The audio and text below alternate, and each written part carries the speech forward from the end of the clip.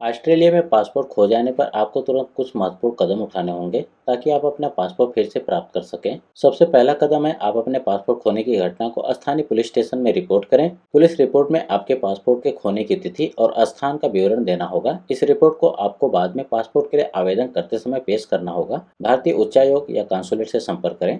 भारत के नागरिकों के लिए ऑस्ट्रेलिया में पासपोर्ट खोने पर भारतीय उच्चायोग, एम्बेसी या भारतीय कांसुलेट से संपर्क करना जरूरी होता है। अब भारतीय उच्चायोग या कांसुलेट की वेबसाइट पर जाकर संपर्क विवरण प्राप्त कर सकते हैं, अपनी स्थिति के बारे में उन्हें सूचित कर सकते हैं। भारतीय उच्चायोग और कांसुलेट की वेबसाइट पर इमरजेंसी ट्रैवल डॉक्यूमेंट (ईटीडी) प्राप्त करने के लिए आवेदन कर सकते हैं, जो आपके भारत वापस लौटने के लिए अस्थायी पासपोर्ट के रूप में काम करेगा।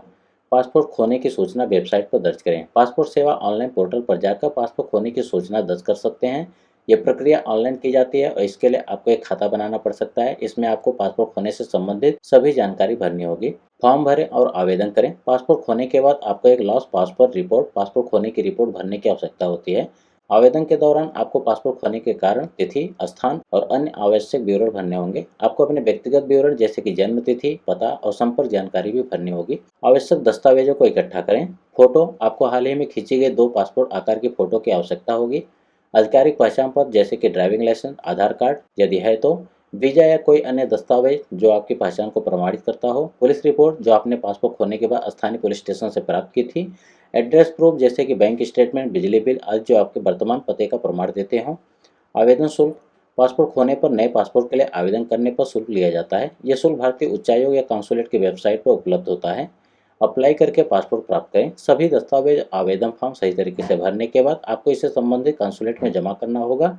इसके बाद कांसुलेट आपकी जानकारी की जांच करेगा और फिर नया पासपोर्ट जारी करेगा। यह प्रक्रिया कुछ हफ्तों तक भी खिंच सकती है, इसलिए आप अपनी यात्रा योजनाओं के अनुसार इसकी योजना बनाएं।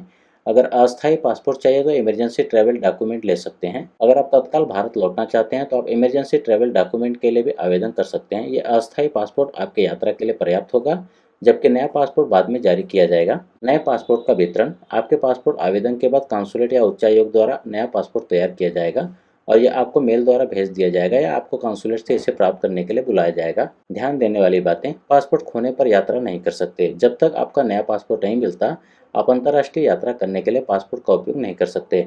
जल्दबाजी में किसी को धोखा न दें। पासपोर्ट के खो जाने के बाद कुछ लोग धोखाधड़ी का शिकार हो सकते हैं, इसलिए सभी चरणों को ध्यान से और सही जानकारी के साथ पूरा करें। आशा है ये जानकारी आपके लिए उपयोगी होगी। यदि आपको किसी और जानकारी की आवश्यकता हो तो आप मुझसे पूछ सकते हैं।